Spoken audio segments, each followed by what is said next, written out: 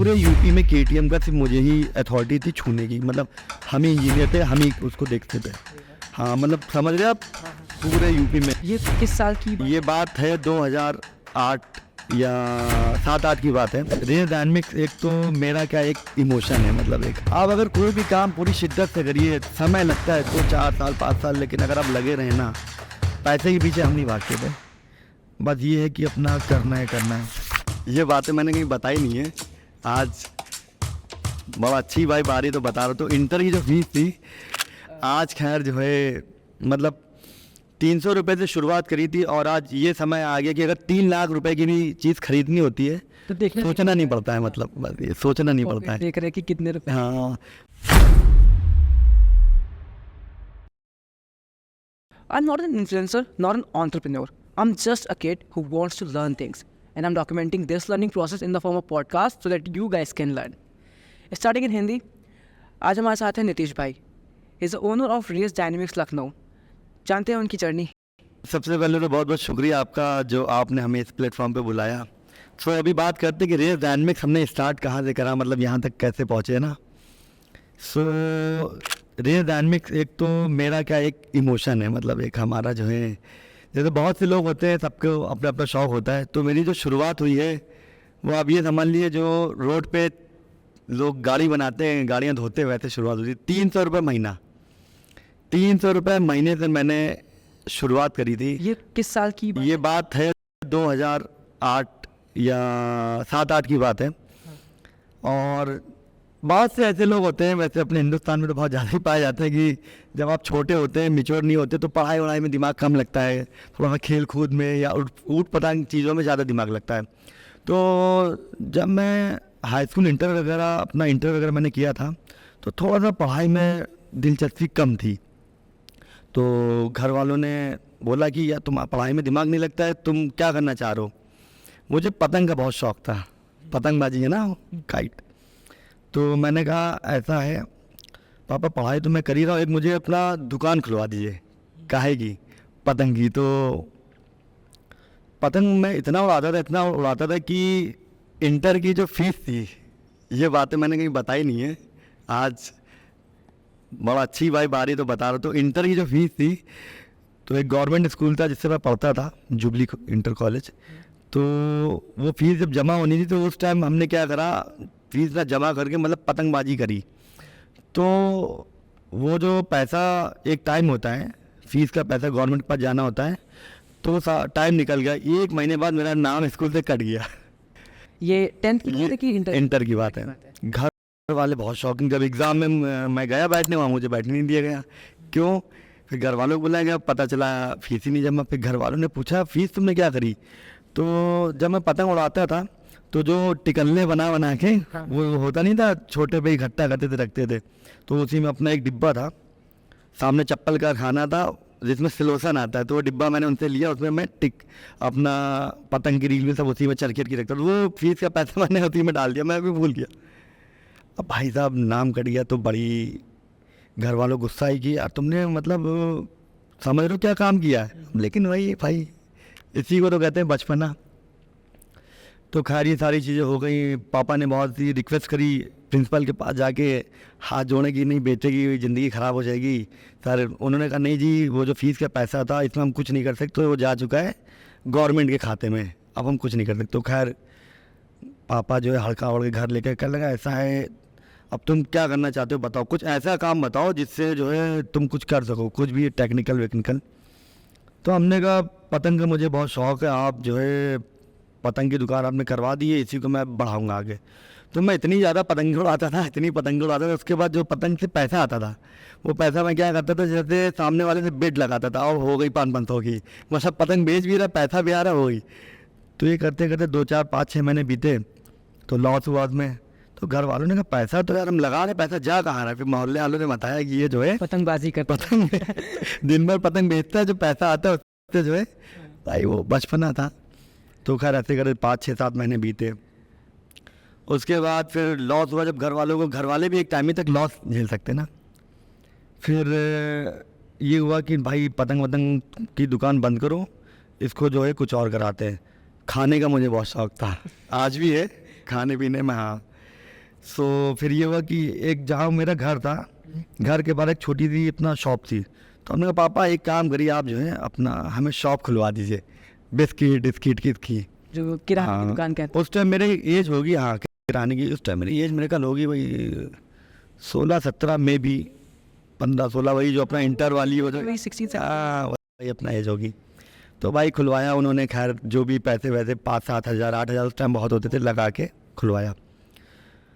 सो भाई साहब मैं अपना बेच रहा हूँ सामान, ये बेच रहा हूँ। उसके बाद उससे जो पैसा आ रहा है, उधर बतासे वाला जा रहा, आओ भाई बैठो बतासे खिलाओ। उधर से वाला जा रहा, भाई तुम भी बैठो। मतलब 5-6 महीने, 3-4-5 महीने वो भी पैसा मैंने उसमें जो है डिबो दिया। मतलब स्टार्टिंग के आपके जो हाँ, बहुत फनी था। आपने सिर्फ लॉस लॉस लॉस हाँ, फिर घर वालों को भी यार ये मतलब, पापा भी हमारे अपना प्राइवेट जॉब में थे और अपना मम्मी हाउसवाइफ थी, और अपना बड़े वाले भाई हैं, सिस्टर थी 2, अभी भी हैं। सो फिर मोहल्ले वालों से फिर पूछा गया, यही हुआ कि भाई ये दिन भर बेचता है, उसके बाद जो पैसा आता है खाता है। कॉलेज लाइफ देखी? हाँ, कौन सा कॉलेज? इंटर तक मैंने जुबली से करा, उसके बाद फिर बाद में मैंने अपना प्राइवेट अपना अच्छा। ITI वगैरह हाँ किया, अभी आगे बताऊंगा क्या। किस चीज़ में? अपना वही ऑटोमोबाइल में, ऑटोमोबाइल में इंजीनियर। प्राइवेट अपना किया। फिर बाइकों का शौक़ तो जैसे सबको ही है, आज की जनरेशन है, पहले की मुझे भी बहुत ज़्यादा था। तो एक मेरे पापा ने फिर मुझसे पूछा, तुमने यार 1.5 साल में मेरा इतना पैसा डिबो दिया है, तुम करना क्या चाहते हो? मैंने कहा पापा एक काम करिए, गाड़ी का मुझे जो है काम सिखवा दीजिए। पापा को भी अच्छा उसमें इंटरेस्ट था, क्योंकि जो मेरे बाबा थे वो बेसिकली आर्मी में थे, उनको भी शौक़ था कि मतलब हमारे घर से कोई बच्चा कुछ टेक्निकल काम करे, कुछ भी अपना बाइक वाइक का हो गया या कुछ भी टेक्निकल करें। सो मेरे पापा के एक फ्रेंड थे, उनकी एक शॉप थी अपना बाइक की रानीगंज में, तो वहाँ पे उन्होंने मुझे वहाँ रखवाया। तो मैं एक दिन गया उनके पास और बढ़िया काम हम किया। वहाँ पे लड़के वड़के थे, अपने हाथ में कालिक वालिक लगी और सब मसाला वसाला खाया। अच्छा, मैं वैसे उस माहौल में कभी रहा नहीं, मैं दिन भर पतंगबाजी और बढ़िया चौड़े खाने वाला बंदा। तो 4-5 बजे उसने मेरे को, वो जो वहाँ के ओनर थे, उन्होंने बोला बेटा तू खाना क्यों नहीं खाता है जाके। अब मेरी भाई आते तिलमिला रही थी भूख के मारे भाई, मैं डेली। तो भाई 5 बजे मैंने अपना टिफ़िन खोला, खाया, उसके बाद मैं नेक्स्ट डे से वहाँ गया ही नहीं। मैंने कहा पापा मेरे से नहीं हो पाएगा, नहीं कर पाऊँगा। फिर क्या 3-4-5 दिन बीते। उसके बाद एक हमारे मोहल्ले में रहते थे फैज़ी भाई, तो एक वर्कशॉप था अमीनाबाद में, अभी भी है, मॉडर्न ऑटो। तो वो वर्कशॉप बड़ा अच्छा था। अच्छा मीन्स हमें जो शौक़ था, हम चाहते थे कि हम ऐसी जगह लगे जहाँ पे क्लीनिंग हो और एक अच्छा जो है अच्छा हो। यस, तो इस तरह का हमें शौक़ था। बड़ी बड़ी बाइकें बनती हो वहाँ, मतलब थोड़ा सा उस टाइम की प्यार है। हाँ, उस टाइम की जैसे कि R15 बनती वहाँ पे। उस टाइम तो जिनके पास R15 थी या निंजा थी, उस टाइम बहुत बड़ी बात थी, मतलब 2009-10 की बात बता रहा हूँ। तो वो एक वर्कशॉप था उस टाइम। एक कावासाकी ZX 9R, हमारे ही मोहल्ले में एक साहब थे, वो लेके आए थे 9R, मतलब 2009 में। तो उस बाइक, वो बाइक प्राइस पॉइंट क्या था उस टाइम आती थी? वो मेरे कल 9.5-10 लाख। इस समय क्या है? अभी तो 18-19 लाख की है। हाँ, हमने आई गेस आपके शोरूम में देखी है। हाँ, ZX 9R यहाँ पे बहुत कम है। हाँ, हाँ, वो 10R है अभी जो आ रही है। वो 9R तो अभी इंडिया में मतलब आई नहीं है, वो पहले इंपोर्ट होके आती थी, तो उन्होंने इंपोर्ट कराया था। तो ये शौक़, वो कीड़ा मेरा वहीं से लगा। एक हमारा दोस्त था और मैं था, तो उस टाइम सारा दिन नया नया खुला था, तो हम लोग रिक्शे से जा रहे थे, तो ZX 9R हमारे बगल से ऐसे लेके निकला। तो हमने यार ये है बाइक। तो मेरे दिमाग में आया जहाँ पे बाइक बनती होगी हम मतलब वहीं काम सीखे। तो इत्तेफाक से हमारे मोहल्ले के फैज़ी भाई, वो उनके बेटे को पढ़ाने भी जाते थे, तो वो उनसे वो जुगाड़ लगा के मैंने उस वर्कशॉप में एंट्री करी। वो मेरा पॉइंट था। तो 300 रुपये महीने पे हमारा अपना जो है गाड़ी धुलाई पुछाई अपना वहाँ पे शुरुआत हुई। वो करते करते करते अपना जो है 3-4 साल हमने वहाँ दिए। उसके बाद फिर एक किसी के थ्रू हमारा जो हीरो होंडा में कंपनी में हुआ कि भाई चलो हम तुम्हें जो हीरो होंडा में कराते। फिर वहाँ से हमने अपना डिज़ाइन वगैरह दे के वर्कशॉप से हीरो होंडा कंपनी में, हीरो होंडा अपना स्प्लेंडर और ये तो अपना बनाई। और उस टाइम अगर आप लोग को ध्यान होगा, करिश्मा आती थी, हाँ, है ना, करिश्मा जेड। उस समय बहुत मतलब लोग उस टाइम की सुपर बाइक थी। हाँ, तो हमारा ये था कि भाई करिश्मा वगैरह बहुत कम दिखती है। अब तो खैर ये सब ख़त्म ही हो गई है, इतने बड़े बड़े अपना ऑलरेडी ब्रांड आ चुके हैं अब, ना। तो अब तो उस टाइम जिसके पास करिश्मा होती थी तो समझ लो हायाबूसा का ओनर है, वो ऐसा समय था। मतलब 2000 अगर देखा जाए 9-10 में आप लोग के पास भी कुछ नहीं था। साइकिल थी तो बहुत बड़ी बात है ना, साइकिल भी थी तो मतलब बहुत बड़ी बात 24 है। इंची। हाँ, वही 24 इंच थी वो वाली है ना, तो वो समय मतलब। तो फिर अपना हीरो होंडा में करा, अपना हीरो होंडा में फिर हमने इतना अच्छा परफॉर्मेंस किया। वही था ना कि मेरा बचपन से ही था, जिस काम में हम घुसते थे मतलब एकदम घुस जाते थे। तो हीरो होंडा में एक अपना कंपटीशन हुआ जिसमें जो सबसे ज़्यादा, इनका एक कैंप लगा था अपना आईटी में, तो सबसे ज़्यादा अच्छी गाड़ियाँ बनाएगा तो उसको हम अपना प्रीमियम सेगमेंट बनवाएंगे। जैसे करिश्मा ZMR उस टाइम आई थी और अपना ही आएगी, तो सबसे ज़्यादा गाड़ियाँ फिर हमने ही बनाई, मतलब सर्विस करनी होती थी। एक दिन में 42-42 गाड़ियाँ अपना सर्विस करी। तो कंपनी वालों ने देखा ये लड़का तो बड़ा अच्छा कर रहा है, तो फिर हमें जो है करिश्मा दी गई कि आप मतलब सिर्फ इसके स्पेशलिस्ट, आप सिर्फ इसको ही बनाना, छोटी बाइक्स आपको नहीं छूनी है अपना। तो करिश्मा बनाने लगे। फिर उस टाइम की सुपर बाइक्स होती थी। उसके बाद फिर कावासाकी आया इंडिया में। अब तो ये डायरेक्ट आ रहा है, पहले ये कावासाकी आता था अपना बजाज के थ्रू, इनका टाई अप था इंडिया में उसके थ्रू। जैसे KTM का टाई अप है बजाज के साथ, वैसे जो कावासाकी का भी टाई अप था। तो फिर 2-3 साल हमने हीरो होंडा में दिए। फिर एक लड़का आया हमारा, बहुत ही अच्छा दोस्त था अफजल, वो कावासाकी में था। तो फिर उसने हमसे कहा यार तुम्हारा काम बहुत अच्छा, तुम प्रीमियम देख रहे हो, हम भी प्रीमियम देख रहे हो, चलो तुम्हें हम जो है अपने कावासाकी में करा दे। 2-3 साल हीरो होंडा में देखने के बाद फिर हमने कावासाकी अपना ज्वाइन किया। कावासाकी में 3 लिफ्ट होती थी। एक प्रो बाइकिंग उसको सेगमेंट बोलते थे, इसीलिए मेरे नीतीश के पीछे प्रो बाइकिंग ही है। तो प्रो बाइकिंग जो सेगमेंट उस टाइम होता था वो सिर्फ प्रीमियम डील करता था। मतलब बजाज, इधर अपना बजाज की बाइक्स प्लेटिना, डिस्कवर ये सब होती थी, और इधर अपना प्रो बाइकिंग। उसमें सिर्फ पूरे यूपी में एक ही अपना वर्कशॉप था पुष्पा, उसमें आपकी 220। पे था? ये अपना सिकंदराबाद चौराहा। अच्छा। हाँ, सिकंदराबाद चौराहा। जो भी पुराने लोग हैं, जो भी अगर ये अपना देखेंगे तो तुरंत समझ जाएंगे। तो प्रो बाइकिंग सेगमेंट फिर हमने, अफजल हमारे दोस्त है, उसने हमें अपना ज्वाइन कराया। 3 लिफ्टें थी उसमें, इधर बीच में हमारी थी, इधर अफजल की थी, उधर अपना कामरान भाई की थी। तो अपना उसमें करते गए उसमें हमने अपना 3-4 साल दिया। तो ऐसा टाइम आ गया था कि मतलब अगर कोई 220 ये लेके आता था तो कहता था कि भैया मैं नीतीश भाई से ही छुआनी गाड़ी, मतलब होता नहीं, एक मतलब लगन था। एक ट्रस्ट बन जाता है। हाँ, तो क्योंकि हम था, नशा था हमें, है ना, काम का नशा था वही है। आप अगर कोई भी काम पूरी शिद्दत से करिए, समय लगता है 2-4 साल 5 साल, लेकिन अगर आप लगे रहे ना, पैसे के पीछे हम नहीं भागते थे। बस ये है कि अपना करना है। सैलरी हमारी भाई थी उस टाइम पे 4000 रुपये महीना। 2000 आपके अपने शोरूम में? नहीं, जहाँ हम काम कर रहे थे, हाँ वही प्रो बाइकिंग में। हाँ। 4000 रुपये महीना। 2000 ये बात होगी बहुत लंबा, नहीं 12 की बात होगी। बहुत अच्छा जम था, 300 रुपये से। हाँ, 4000 रुपये तक। फिर हीरो होंडा में हुआ 2500, फिर यहाँ पे आए, फिर अपना 4, ऐसे अपना जंप हुआ। 4000 रुपये महीना थी, तो अपना 3-4 साल हमने अपना दिया इसमें प्रो बाइकिंग में। उसके बाद सबसे बड़ा चेंज आया जब KTM इंडिया में आया। KTM वो 2013 की बात है, जब हम प्रो बाइकिंग में अपना टॉप लाइन पे आ गए। मतलब बहुत अच्छा कंपनी वालों ने देखा हीरो प्रीमियम में आकर, देखा ही बड़ा अच्छा कर रहा है, तो कंपनी वालों ने कहा कि इसको ही हम KTM की ट्रेनिंग कराएंगे। KTM क्राफ्टन ट्रंक एंड सोल मोटी गोफेन, मतलब KTM का जो फुल फॉर्म है। तो ये वो ब्रांड था कि मतलब समझ लीजिए जिस टाइम तो महीने की ये लोग कंपनी वाले, मतलब एक डीलर 30-35 गाड़ियाँ 40 गाड़ियाँ महीने की बेचता है। उस टाइम हम लोग महीने की एक गाड़ी बेचते थे। एक गाड़ी अगर महीने में बेच दी तो बहुत खुश। और अब तो लोग मतलब जैसे बोलते हैं ना कि KTM जो चला रहे छपरी है ये। हाँ। ऐसा कुछ नहीं भाई, छपरी बाइक मतलब। एक चीज़ ध्यान दी, KTM ने अपना कलर चेंज कर लिया।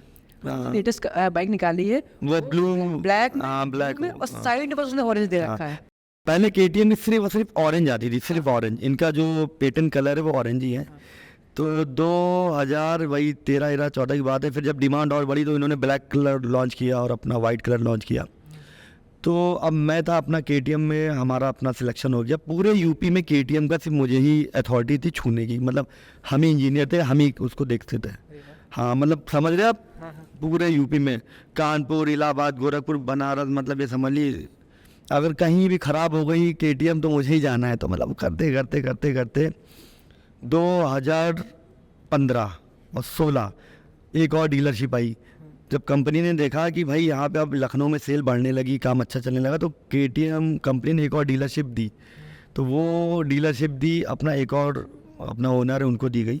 कंपनी का भी एक फंडा रहता है, जैसे एक ओनर KTM चला रहा है तो दूसरे को नहीं देते, अगेंस्ट को देते हैं कि जिससे आपस में कंपटीशन हो, Competition सेल हो, बढ़े। sales ये सब कंपनी के जो है ये सब अपना वो होते हैं। सो भाई 4,000 रुपये सैलरी मेरी, हम उनके पास 3-4 साल जॉब कर चुके थे, मेरे पास कोई ऑप्शन नहीं था। तो फिर अब ये तो था नहीं कि हम KTM छोड़ के अपना फिर से हीरो होंडा में आ जाए। तो उस टाइम पे हायोसंग आया, तो हायोसंग में हमें बुलाया गया, इंटरव्यू वगैरह हुआ सारी, क्योंकि हायोसंग याद है वो आती थी GT इनकी 650 वगैरह, तुम लोग को पता नहीं, इनकी वो कॉमेट आती थी और अपना GT 650 आती थी। सो फिर उसमें इंटरव्यू वगैरह हुआ, लेकिन उसमें अपना इंटरव्यू मेरा क्लियर हो गया, पास हो गया। अब ये मैकेनिक, प्रीमियम मैकेनिक के लिए भी इंटरव्यूज वगैरह होते हैं? प्रॉपर मतलब जो है आपके पास बाकायदा सर्टिफिकेशन क्वालिफिकेशन वगैरह होनी चाहिए, अगर आप एक अच्छे सेगमेंट पे जा रहे हैं जब भी आपका सिलेक्शन होगा, वरना हाँ। तो उसमें हुआ, पर उसमें आपस में उनका कुछ इंटरनल पॉलिटिक्स की वजह से, जैसे मुझे जिसने हायर किया था वो वहाँ का सेल्स का बंदा था और इंटरव्यू लिया था अपना सर्विस वाले ने, उनकी आपस में बनती नहीं होगी। तो उन्होंने सोचा अगर मैं अपने बंदे इसके बंदे को यहाँ लाऊंगा तो मतलब उसके लिए मतलब होता है, आज कंपटीशन हर फील्ड में होता है, तो कुछ जेलसी आती है ये तो ज़्यादा नहीं बोलूँगा ना, वो हो सकता है वो भी पोस्ट पॉडकास्ट, तो चीज़ें हैं ना, नाम भी नहीं लूँगा। तो खैर उन्होंने हमें रिजेक्ट कर दिया, मेरे पास कोई ऑप्शन नहीं। फिर एक और फिर डीलर का जब ऑफ़र आया, KTM पूरा अपना यूपी में एक ही सिंगल शोरूम था, फिर जब एक और डीलर का ऑफ़र आया, फिर उसने मेरे को हायर किया, जो दूसरा वाला डीलर आया। जब उसको पता था कि पूरा यूपी यही लड़का देख रहा है, अगर हमने इसको ले आए अपने पास तो मतलब सारे कस्टमर हमारे पास। हाँ एग्जैक्टली। इसके आज के लेवल जिसको तो उन्होंने हमें बुलाया, तो उन्होंने हमसे पूछा कि फिर हमने अपने ओनर से भी बात की कि सर अब हम भी इतने टाइम से आपके पास काम कर रहे हैं, थोड़ा सा सैलरी वैली बढ़ा दीजिए। 4,000 रुपये सैलरी थी मेरी, तो उन्होंने 3-4 साल अपना, जब मेरा हो गया तो अपना 500 रुपये बढ़ा दिए, 4.5 कर दी। हमने नहीं सर ऐसे नहीं हो पाएगा, का भाई शादी वादी आगे करनी है, तब बहुत से खर्चे वर्चे ये सब है, तो मेरे पास भी ऑप्शन नहीं था। फिर ठीक उसी के 6 महीने बाद अपना जब दूसरा डीलर आया, वहाँ से मेरी किस्मत एकदम जो है, तो उसने जब मुझे बुलाया तो उसने मेरे से पूछा कि आपकी क्या सैलरी है बताइए। हाँ हमने थोड़े से बढ़ा के बताया, 4.5 मिले, हमने कहा 6,000 मेरी सैलरी है, वहाँ 1500 बढ़ा के बताए। तो उसने कहा मैं आपको दूंगा 12,000, आप मेरे पास एकदम डबल। हाँ तो उसने कहा मेरे पास आ जाओ, तो हमने अरे मतलब हमने 6 बताया तो 12, हम एकदम खुश, हमने हाँ बिल्कुल आ जाएंगे। लेकिन होता है कि जब किसी भी बड़ी कंपनी में काम करते हो तो वहाँ की पॉलिसीज़ होती है कि ये कंपनी छोड़ के आप मतलब सेम कंपनी में नहीं जा सकते, या फिर आप 6 महीने कहीं और करिए, जैसे आप हीरो होंडा में कर लीजिए, बजाज में कर लीजिए, फिर आप वहाँ जाइए, वो एग्रीमेंट साइन होते हैं, वो सब होता है। लेकिन हमने कहा अभी इनको हमारी ज़रूरत है, नई इनकी डीलरशिप आ रही, तो ये हमें 12,000 दे रहे हैं, और कल को भाई इनके पास दूसरा बंदा आ जाए, कहाँ देंगे। तो फिर वो रिस्क हमने लिया, हमने कहा हम आपके पास काम कर तो लेंगे, लेकिन हम वहाँ छोड़ रिज़ाइन दे देंगे, लेकिन हम ऑफिशियली नहीं रहेंगे, मतलब बैकएंड से करेंगे। तो खैर ये सारी चीज़ें हो गई अपना, उन्होंने एक बहुत बड़ा रिस्क लिया भाई, अनऑफिशियली आप किसी बंदे से मतलब समझ रहे हैं, वो इतने बड़े ब्रांड के साथ आप काम कर रहे हो, करवा रहे हो, बड़ी ब्रांड्स का काम छोड़ कर किसी और का। हाँ मतलब वो ओनर ने भी, जो नए वाले ओनर थे उन्होंने भी बहुत बड़ा रिस्क लिया कि भाई मेरे को मतलब वहाँ से काटा को मिले दूसरी में कहेंगे, मतलब वहाँ से हायर किया, क्योंकि ये इलीगल तरह से हायर किया ना, ऑफिशियली तरह से नहीं किया। और तो खैर हम उनके पास 5-6 महीने तक मैंने उनको अपना अनऑफिशियली काम करा, मतलब बाइक सर्विस करना, ये करना, यही सब अपना काम था। तो एक बार वो जो सर्विस इंजीनियर थे KTM के वो आए, तो वो क्या कर रहे थे, अपना जॉब कार्ड चेक कर रहे थे, नहीं आखिरी में फीडबैक अपना किसकी गाड़ी कैसी चल रही है क्या है, तो अपना फीडबैक ले रहे थे नए वाले जो डीलर थे वहाँ पे। तो इत्तेफाक से एक बंदे को उन्होंने कॉल किया कि आपकी बाइक जो है कैसी चल रही, तो उधर से कस्टमर ने बोला अरे सर मेरी बाइक नीतीश भाई करते हैं तो कैसे खराब। जैसे ही मतलब ऑफिशियली उनको पता चला सर्विस इंजीनियर को कि नीतीश यहाँ काम कर रहा है, क्योंकि उनको पता नहीं था ना, हम अनऑफिशियली थे, तो जैसे इनको पता चला उन्होंने तुरंत ओनर को फ़ोन करके तुमने जो है मेरे साथ चीट करा, मैं तुम्हारी डीलरशिप जिस पे तुमने 2-2.5-3 करोड़ रुपए लगा, मैं इसको अभी कैंसिल करना हो रही आपके चक्कर में। मतलब आप सब वाकई में एक सर्विस इंजीनियर, एक सेल्स का अगर ऑफिशियल बंदा है तो मतलब एक उसका खाली एक मेल पूरी डीलरशिप बनकर आ सकता है, इतनी अथॉरिटी होती है उसके पास। भाई बड़ा फिर उनको खैर बड़ा मनाया गया, वो करा। तो खैर धीरे धीरे करते करते समय बीत गया, 4-5-6 महीने हो गए, तो अपना हम ऑफिशियली अपना ज्वाइन किया। उसके बाद हमारा एक दोस्त था शिवांग चंद्रा, वो हमारे पास जुड़ा था मेरे पास, वो पल्सर 220 लेके आता था। फिर जब मैं अपना कावासाकी में आया तो उसने कावासाकी खरीदी, तो उसने ये रियल डायनामिक शुरू करा। ये उसने शुरू करा मेरे से पूछ के कि यार एक हमें शोरूम शुरू करना है, उसको भी शौक़ था, तो अपना कैसे शुरू करा जाए। तो उसने, जो बहुत से लोगों को पता होगा, मेरा जो ये शोरूम था ये ऑन हाईवे पे था, वो ऑन रेंट पे था। अच्छा, हाँ, ये तो अभी अपना मेरा खुद का शोरूम है, तो वो रेंट लोकेशन कुछ दूसरी थी। जहाँ पे अभी ये शोरूम है उससे मुश्किल से ये थोड़ा सा अंदर, अभी नई वाली बिल्डिंग तो मेरी बाहर है, हाँ, मुश्किल से 10 कदम आगे था वो, और वो रेंट पे था। जो इस समय है वही वाली। उससे पहले था वो, हाँ, मुश्किल से 10 कदम आगे था, वो रेंट पे था। वो शिवांग ने शुरू करा था अपना। उस टाइम अपना मैं 12,000 रुपये पर अपना जॉब करता था, 2-3-4 हज़ार रुपये अपना कमा लेता था ऊपर से अपना। तो उसने अपना आइडिया, उसको भी शौक़ था, उसने अपना शुरू करा कि भाई मुझे काम शुरू करना है, कैसे चलो शुरू करा जाए ये वो। तो अपने उसने जब शुरू करा तो हेलमेट जैकेट वैकेट को अपना बेचना खरीदना, ये मतलब जो अच्छे प्रीमियम, क्योंकि उस टाइम पे कोई प्रीमियम यहाँ था नहीं। वो लाल बाग में खाली अपना वही स्टड और स्टील वर्ड अपना ये सब मिला करते, तो इसने प्रीमियम पे अपना शुरू करा, जैसे LS2 का हेलमेट ये सब हो गए। लेकिन फिर उसने जब शुरू करा तो बेचारा उसको काफ़ी लॉस हुआ, 8-9 महीने उसने काफ़ी अपना नुकसान पे इसको चलाया, क्योंकि वहाँ का जो रेंट था 28,000 रुपये रेंट, 1-2 बंदा अपना रखे था, तो उसको अपना सैलरी मतलब 40-50 रुपये महीने खर्चा था, तो उतना निकल नहीं पा रहा। तो उसने कहा कि भाई अब मैं इसको बंद कर रहा हूँ। तो बस वो मेरा एक रिस्क था लाइफ का, कहाँ मेरी 12,000 रुपये सैलरी और कहाँ मुझे 28,000 रुपये रेंट पे करना था। तो मैंने उसको कहा भाई बंद मत करो, तुम मुझे ये दे दो। वो मैंने रिस्क लिया था लाइफ का, वो पूरा जानते हुए कि शोरूम। वो लॉस में चल रहा है। हाँ, ये जानते हुए कि वो जो है बंद कर रहा है, वो रिस्क लिया था। और मतलब मेरा पीछे से कोई भी बैकग्राउंड नहीं था, मतलब पापा 10-12 हज़ार रुपये सैलरी, 40 साल जॉब करने के बाद 12,000 रुपये सैलरी थी उनकी प्राइवेट सेक्टर में। प्राइवेट सेक्टर में। बड़े वाले भाई थे, उनकी भी अपना जो जेमनी कॉन्टिनेंटल में थे, उनकी भी 21-22 हज़ार रुपये सैलरी थी, उनकी अपना अलग फैमिली थी। क्या होता है आज 21-22 हज़ार रुपये, मतलब क्या ही है ना। तो कम से कम 4-5 लाख रुपए का स्टोर में सामान था, और बाकी अपना जो रेंट हमें पे करना था, जो एग्रीमेंट करना था, वही मेरा सबसे बड़ा लाइफ का रिस्क था। तो ये मेरा KTM शोरूम जिसमें मैं काम करता था, वर्कशॉप, वही शोरूम वही वर्कशॉप था पीछे वाला, और इधर एक कार का वर्कशॉप था, उसमें एक हमारा दोस्त था, नाम नहीं लूँगा। तो मैंने उससे बोला कि भाई ये शोरूम शिवांग हमारा दोस्त है, ये बंद कर रहा है, चलो हम लोग मिल के ले लेते हैं, आधा रेंट तुम देना, आधा रेंट मैं दूंगा। मैं क्या करूँगा, हेलमेट जैकेट वैकेट बेचूंगा, और तुम अपना कार वार अपना सर्विस करना, ये सब करना, मेन हाईवे का मिल रहा है। तो उसने कहा चलो कर लेते। तो हम दोनों ने अपना ले तो लिया, लीगल जो एग्रीमेंट हुआ था उसके ओनर ने वो मेरे से ही करा। उन्होंने मेरे से बोला कि देखो शिवांग नहीं चला पाया, तुम कैसे चला पाओगे यार, तुम जो है कहा तुम्हारा कोई बैकग्राउंड नहीं, बल्कि मतलब कैसे करोगे। हमने कहा अंकल एक मौका देखते हैं।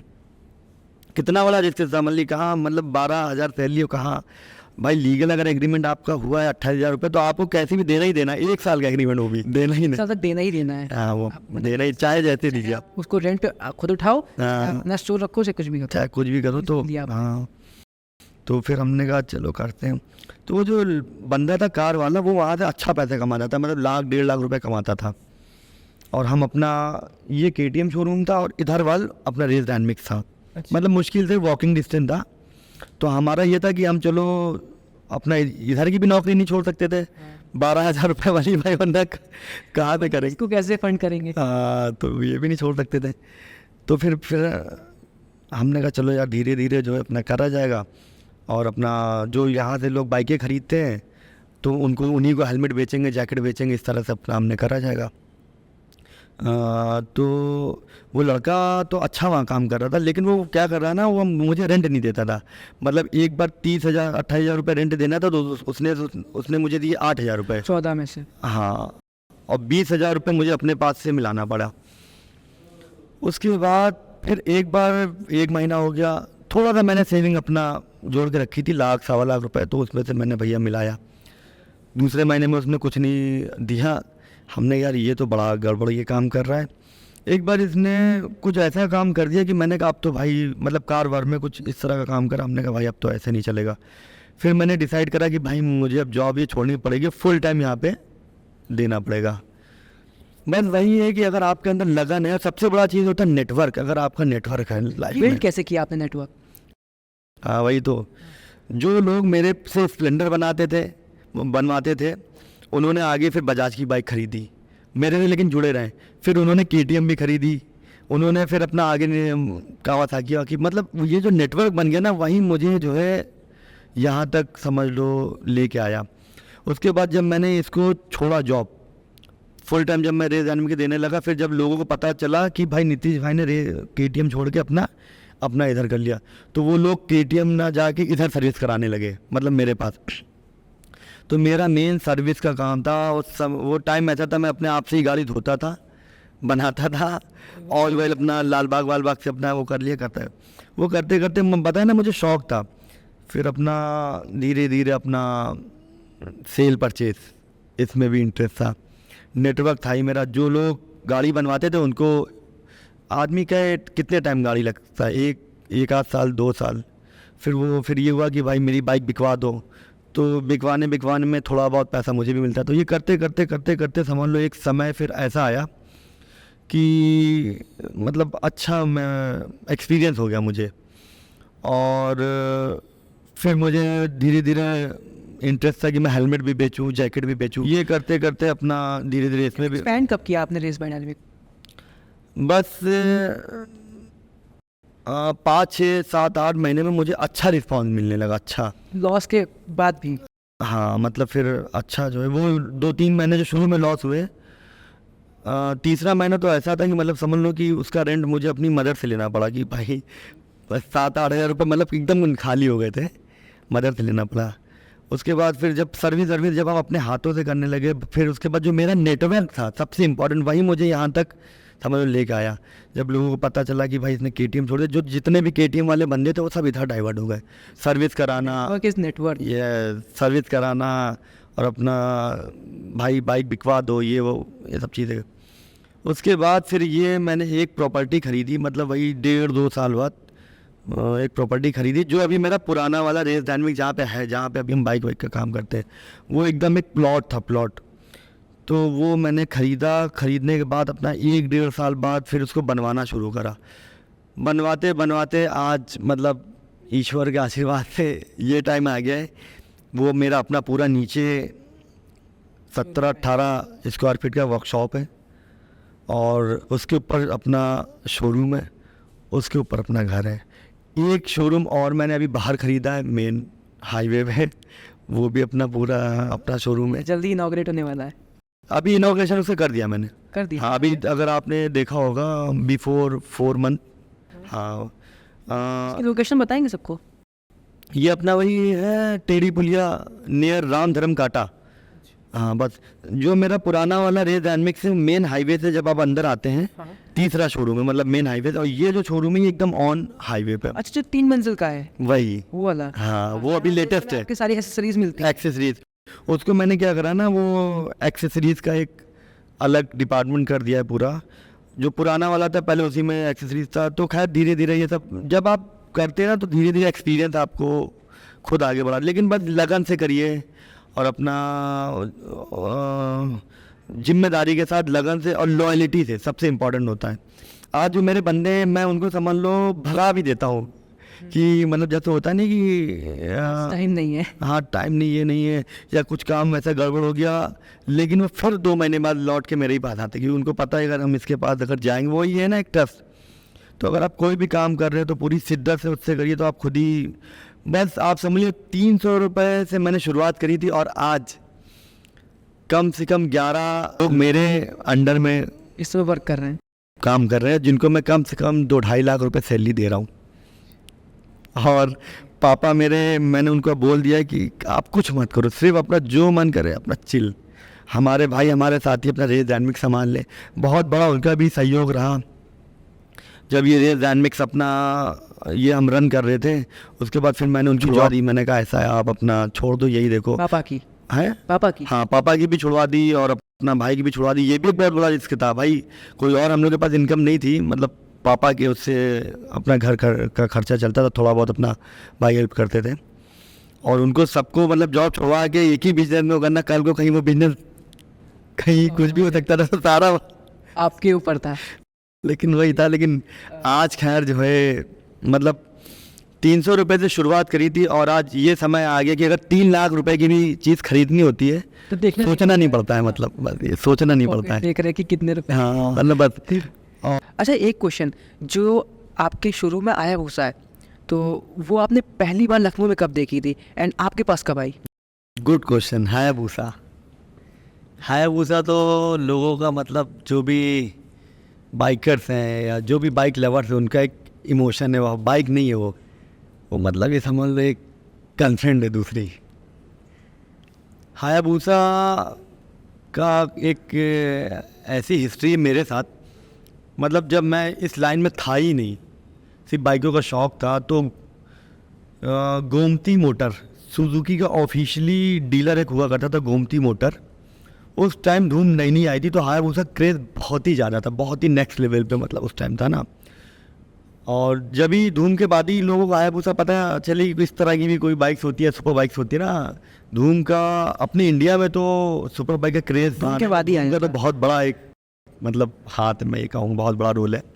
तो हमने कब देखी तो ये 2000 वही 6-7 की बात होगी, इस लाइन में भी मैं नहीं था, तो सिर्फ डिस्प्ले के लिए आई थी एक बाइक। सहारागंज है, हाँ। सहारागंज उस टाइम मैंने खोला, उसके पीछे वाल कोई गौर सरकारी कोई वो है अपना ऑफिस है, कुछ बंगला बंगला है, उसी के बगल में गोमती मोटर था। अगर आप गूगल पे सर्च करेंगे गोमती मोटर हजरतगंज, तो वहाँ पे आई थी डिस्प्ले के लिए। हम लोग थे छोटे छोटे, तो वो ऐसा टाइम था कि हम लोग उस हायाबुसा को सिर्फ देखने के लिए जाते थे और साइकिल से जाते थे। हमारा एक दोस्त था असलम, हम दोनों देखने के लिए जाते थे। जब हम लोग जाते थे वो शटर बंद हो चुका होता था हायाबुसा अंदर, हम लोग यूँ ऐसे जागते थे कि बस एक बार दिख जाए, लेकिन वो हायाबुसा कभी दिखी नहीं, उसका सिर्फ टायर दिखता था। वो टायर देख के जो है तसल्ली मिलती थी। सुकून मिल जाता था। और आज वो समय आ गया है कि 3-3 4-4 हायाबुसा मतलब खड़ी है मेरे खुद के पास, और अब ऐसा नहीं कि देखने का मन नहीं करता, बट टाइम चेंज हो जाता है। अच्छा, आप की कंटेंट क्रिएशन की जर्नी कब शुरू हुई थी एंड वो कब आगे जाके मतलब फेमस हुए आप? देखिए, अगर फेमस की बात करें, अगर आपको फेमस होना है तो आपको ये समझ लीजिए किसी भी चीज़ की कुछ ज़रूरत नहीं है। आपका जो अपना टैलेंट है, आपकी जो अपनी लगन है किसी भी फील्ड में, वो आपको खुद ही फेमस कर देती है। आज जो इतने अच्छे अच्छे मेरे साथ लोग कनेक्ट हैं, बहुत बड़े बड़े मोटो व्लॉगर भी हैं, यूट्यूबर भी बहुत बड़े बड़े, तो आज कहीं ना कहीं हमारे काम की वजह से कनेक्ट है। तो ये लाइफ में एक बहुत बड़ा, आप काम करो दिल लगा के, मन से करो, और फिर लोग आपसे खुद कनेक्ट होते जाएंगे। ये मोटो ब्लॉगिंग इंडस्ट्री में कनेक्शन कैसे बिल्ड किया आपने? मेरे काम की वजह से कोई किसी का भी अपना कुछ काम है, अगर बाइक में या कुछ है, तो मैंने अपने आप को इस तरह से डेवलप किया था कि अगर लखनऊ शहर से हम जा रहे हैं तो कुछ काम कराना है तो कहाँ जाना है, नीतीश भाई। तो मतलब वही है ना, अपने काम की वजह से बहुत अच्छे अच्छे अपने से लोग कनेक्ट हैं। कभी उनको कुछ ज़रूरत हुई, लखनऊ से निकले तो बाइक में काम कराना, कहाँ जाना है, नीतीश भाई। तो वही ना, एक आपका काम आपको धीरे धीरे धीरे बढ़ाता चला जाता है, ये जो लगन होती है, बस यही। तो इसी वजह से अपने काम पे फोकस करो, आप आगे अपने आप लोग आपको बढ़ा देंगे। तो ये कॉमन सी है। और ये बताइए कि एक टाइम मतलब फेमस हुए, ठीक है, आपका बिजनेस अच्छा चल रहा है, आपके कई ब्रांच खुल गई हैं, ठीक है, टेंशन होती है? फेमस तो खैर हम नहीं अपने आप को मानेंगे कि हम फेमस है, बहुत ज़्यादा फेमस होना भी नहीं है मुझे, क्योंकि रीज़न क्या है ना, मतलब इसकी भी एक बहुत अलग तरह की लाइफ है। अगर आप फेमस हैं तो बड़े अच्छे अच्छे लोगों के साथ उठना बैठना चीज़ें देखता हूँ, तो वो एक अलग लाइफ होती है भाई। तो टेंशन तो होती, बहुत ज़्यादा टेंशन होती। पर्सनल आपकी कोई लाइफ रह नहीं जाती अगर आप बहुत ज़्यादा फेमस हैं। जैसे कि अभी हम लोग को जो है मैगी खानी होती है, हम लोग कहीं भी जाके खा लेते हैं। 7 वाला इंसिडेंट जब गोमती नगर में हम खाने के लिए गए, उसके बारे में कुछ बताइए। वो ब्लॉग में हम लोगों ने बहुत कम देखा था। भाई ये कि जितनी बड़ी पर्सनालिटी और जितना बड़ा चेहरा तो उतनी ज़्यादा टेंशन भी है। बता तो रहा हूँ कि जैसे अभी हम लोग खड़े होकर अपना कुछ भी खा लिया पी लिया, लेकिन अगर आप बहुत ज़्यादा फेमस है तो आप नहीं कर सकते। बता रहे हो आपकी कोई पर्सनल लाइफ नहीं रह जाती, मतलब आपको एक कदम भी रखना है तो बहुत देख के समझ के रखना होगा कि ऐसा ना हो कहीं गलत पिक्चर आ जाए या कहीं गलत वीडियो निकल आए, तो वो भी मतलब। और ये ज़माना तो ऐसा है कि वो पॉजिटिव तो नहीं लेकिन निगेटिव को बहुत तेज़ बूस्ट करती है ना। ये टाइम तो जो है ऐसे ही चल रहा, तो टेंशन तो रहती है, बहुत टेंशन रहती है, ऐसी बात नहीं। मैं मुझे नहीं है क्योंकि मैं इतना फेमस हो ही नहीं है और ना मानता हूँ अपने आप को, ना ही होना भी है। अच्छा 21 से 24 सितंबर के बीच में मोटो जीपी रेस हुई थी इंडिया में पहली हाँ, बार। मोटो जीपी। आपने उसको अटेंड किया था? हाँ, मोटो जीपी कर रहे थे, मोटो भारत। मोटो भारत। तो उसका एक्सपीरियंस क्या था? बहुत ही अच्छा एक्सपीरियंस था। और मोटो जीपी सबसे बड़ा तो हम लोग के लिए बहुत ही ब्रेव की बात है, बहुत ही मतलब इंडिया में, मतलब आप समझ लीजिए कि इतनी कंट्रियों में से इंडिया में मोटो जीपी हुआ, ये बहुत बड़ी बात है। इतने बड़े बड़े गेम अगर आपके इंडिया में हो रहे हैं, अगर बाहर के लोग इंडिया आके यहाँ पे बाइक चला रहे हैं या फुटबॉल खेले या मैच खेले, तो किसका नाम हो रहा है? इंडिया का। तो एक बहुत ही अच्छा इनिशिएटिव था ये अपना यूपी गवर्नमेंट का। इन्होंने जो मोटो जीपी का अप्रूवल यहाँ पे दिया, इसको इंडिया में लाए, ये पहली बार हुआ था। मोटो जीपी अपना इंडिया में पहली बार हुआ था। अब ये 9 साल का कॉन्ट्रैक्ट है, 8 या 9 साल का, भी हर साल होगा। तो ये बहुत ही बड़ा एक समझ लीजिए कि इंडिया के लिए, अपने यूपी गवर्नमेंट के लिए बहुत ही बड़ा अचीवमेंट है और बहुत अच्छा एक्सपीरियंस रहा। और सबसे बड़ी चीज़, जब एक बच्चा जब घर में होता है, जब उसके बाद बहुत सारे ऐशो आराम होते हैं, तो उससे काफ़ी चीज़ें वो सीखता है। लेकिन जब उसके पास कुछ भी नहीं होता ना, वो उससे सीख ही नहीं पाता है ना। जैसे कि आपके पास वो है गेम है, जब घर में गेम है तो उससे आप खेल खेल के सीखोगे। जब आपके पास है ही नहीं तो खाली टीवी पे देख के बस हाँ मुस्कुरा के या फिर दिल में ना। तो ऐसे भी मोटो जीपी जो ये हुआ है, जब जैसे यहाँ पे देखा लोगों ने और भी हम लोगों ने देखा, एक नया तरह का एक्सपीरियंस मिला, किस एंगल पे बाइक लीन होती है, कैसे अपना ट्रैक करनी है करनी है। तो मतलब लाखों करोड़ों लोगों को मतलब एक नया तरह का एक्सपीरियंस मिला। तो ये बहुत अच्छा मतलब एक्सपीरियंस रहा मोटो जीपी का, बहुत ही अच्छा एक्सपीरियंस। अच्छा, जो रेसर्स थे उनका कहना था कि वहाँ की जो रेसिंग ट्रैक थी वो उतनी मैच्योर नहीं थी, वो उतनी पॉलिश नहीं थी। तो आपको क्या लगा था? अब एज ए प्रोफेशनल इसके बारे में तो मैं कुछ कमेंट नहीं कर सकता, क्योंकि भाई वो मतलब ये हैं और मैं यहाँ भी नहीं हूँ। उनका मतलब जो लेवल, मतलब जिस जगह वो खड़े हैं ना, उस जगह मतलब हम लोग सोच भी नहीं सकते। मतलब आप 280 पे या 250 पे कॉर्नरिंग करके निकालना, वो करना, मतलब समझ रहे ना, ये गट्स उन्होंने जो कमाए, तो उनका वो अपना कमिटमेंट है। हो सकता है वो जहाँ पे भी अपना ट्रैक व्रैक करते हो, जो बाहर के अपना ट्रैक रेस वगैरह हो, इससे बेटर हो, तो मे भी आगे हो सकता है गवर्नमेंट इस पर, और ये उनका एक फीडबैक था, हो सकता है गवर्नमेंट इस पर आगे और कुछ काम करे और बढ़िया करे, इसको बेटर करे। बट हम लोग के हिसाब से तो भाई अपने इंडिया का है तो बेस्ट है। अच्छा, इस पॉडकास्ट को एंड करते हैं बंच ऑफ क्वेश्चन से। एक नहीं, हम आपको 3 क्वेश्चन फेंक के मारेंगे। पहला क्वेश्चन कि जो आपके फेलो यूट्यूबर्स हैं उनमें से आपको सबसे अच्छा नेचर किसका लगता है। सेकंड क्वेश्चन कि आपकी जर्नी में सबसे ज़्यादा हेल्प किसने की है, साथ किसने दिया है। एंड थर्ड क्वेश्चन, जो हमारे जैसे बच्चे हैं या किड्स हैं जो आज के समय में सीख रहे हैं, उनको आप क्या कहना चाहेंगे? काफ़ी अच्छा क्वेश्चन है। बिहेवियर की बात करते हैं तो सबका अपना अपना देखो बिहेवियर होता है ना। कोई इंसान बुरा नहीं होता है, कोई दिल का वो ख़राब नहीं होता है। कुछ सिचुएशन होती है, कुछ वो होती है। बहुत से यूट्यूबर अपना वो मीम्स बनाते हैं, तो बहुत से यूट्यूबर्स अपना जो है बहुत अच्छी अच्छी बातें करते हैं, तो वो सबका अपना अपना देखो काम है। बट यही है कि मेरे हिसाब से तो देखो मेरे लिए तो भाई सभी बढ़िया हैं। बट यही मैसेज देना चाहूँगा लोगों को कि बस ये एक ऐसी लाइन है जो सोशल मीडिया की लाइन है, ये बहुत ही फेकम फाक है ना, फेकम फाक वाली लाइन है। तो बस लोग, दुनिया क्या कह रही है, क्या कर रही, कभी भी आप इससे मतलब मत रखिए। हमें क्या करना है, हमेशा आप इससे मतलब रखिए, नंबर 1। और रही नेचर की बात, मतलब मेरे जो मुझे पसंद है, हमारा छोटा भाई आयुष वर्मा। हाँ, आयुष एक ऐसा मतलब बहुत से यूट्यूबर से हमारी दोस्ती है, बस सब अच्छे हैं मेरे लिए भाई, सब अच्छे। लेकिन आयुष से एक मेरा ऐसा कनेक्शन है कि मतलब उसको बताया नहीं जा सकता। हाँ, वो वाकई में जो है वो बहुत जेन्युइन है, बहुत ही दिल के मेरे करीब है। भले वो मतलब वैसे तो हर दूसरे तीसरे दिन हम लोग मिलते हैं सारी चीज़ें, लेकिन कभी भी 10-12 दिन जैसे नहीं मिले तो एक अलग ही उससे कनेक्शन डेवलप है। प्लस जो उसका नेचर है, मुझे नहीं लगता कि मतलब इस तरह का नेचर किसी और मतलब का अकॉर्डिंग टू मी, मैं मतलब जी ये मेरा ओपिनियन है। मतलब आयुष बहुत ही अच्छा नेचर है उसका, हर मामले में सबके लिए बहुत हम्बल है। एंड हमारे जैसे किड्स के लिए आप क्या कहना चाहेंगे? इनके लिए मैं यही कहना चाहूँगा कि आप जो कर रहे हो हमेशा उस पर फोकस रखो। आजकल जैसे क्या होता है, किसी में जैसे जिसको भी आप फॉलो करते हो, अगर उसकी एक कॉन्ट्रोवर्सी हो गई तो कॉन्ट्रोवर्सी में क्या करते हो, अगर वो किसी से उसकी कॉन्ट्रोवर्सी चल रही तो आप भी वो सामने वाले को गरियाने लगते हो, है ना। अक्सर ये होता है, जो छोटे छोटे बच्चे मैंने देखा है अक्सर जो है वो, अरे जैसे अभी चल रहा था नाम नहीं लेंगे ले सकते हैं, इसमें कंट्रोवर्सी तो सब पब्लिक रहती है। अभी जैसे कि अपना मुनव्वर का और अपना अनुराग का चल रहा था ना। हाँ, तो जो मुनव्वर की जनता थी वो अनुराग को बोल रही थी, जो अनुराग की जनता थी मुनव्वर की करी थी। लेकिन ऐसा कुछ नहीं होता है, वो सब मतलब पर्दे के पीछे वो सब एक अच्छे फ्रेंड्स हैं और सब क्लोज फ्रेंड्स हैं।